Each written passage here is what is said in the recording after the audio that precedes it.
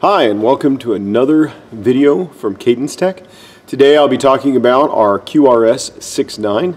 As you can see, it does come with a grill, so you always, with all the coaxials, you'll get a grill. Now with this driver, the reason why that I'm doing this separate from the other coaxes and stuff is it has a unique feature to it. First off, I will go over all the basics. This again is a universal type driver. It's a universal 6x9, so it will fit in any other 6x9 hole on this planet. You also have elongated tabs here. These are just simply so that you can slide the, sometimes the screw holes are not exactly in the right place, or they just vary from OEM to OEM car. Now we have on this, just like as in the other coaxes, we have a polypropylene injected Kevlar woven cone. This is for two primary reasons. One is that it helps make a stiff driver, a relatively stiff cone material, but also in a relatively light weight. It gives you good dampening effect or dampening properties so that the high frequency roll off doesn't happen immediately. It also helps with the extension on the bottom end. Stronger or stiffer cone is much better for bottom end, especially when trying to play bass.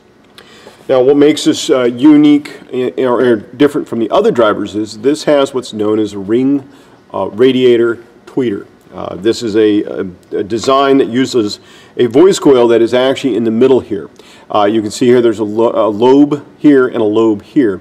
Now what this is that the voice coil is actually located here instead of like on a regular tweeter here where it's mounted on the outside. This helps with off-axis response, especially in the high frequencies. Now when I'm talking about high frequencies, I'm talking about anything above 5K. So when you're going in a power response on this, and power response basically means that I'm taking a measurement from 0 to 20 to 45 degrees, averaging those together and looking at what the overall speaker can do within that power. This is really good in an off-axis response, especially in the high frequencies. Now we double up by allowing you to have another dome tweeter on here. This is just simply to pick up where this driver starts to drop off above the 10, it's roughly around about 12K or so. This one will pick up from there and take the slack more or less, I would say. So again, basically in a nutshell, the driver was designed it's kind of like as a big power type driver. This has a large format motor assembly on it. It also has terminal assemblies, which we use for connecting your wire, which is again it's a screw down type.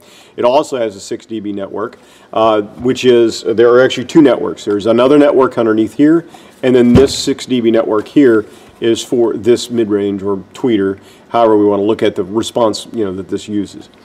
So anyway, basically this is the overview of the QRS69. One thing to note, and I will say this, this would be a very good candidate for multiple driver door locations. I've seen this as a new or an old but new thing coming back out where people are putting lots of drivers in the doors.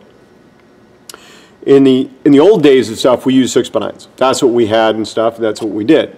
This driver lends itself to be a really good candidate for that because of this tweeter, which basically means that the high frequency response of multiple, just so everybody knows, a 6x9 is about equivalent to an 8-inch driver. So now you have, let's say you do 4 of these in a door, right?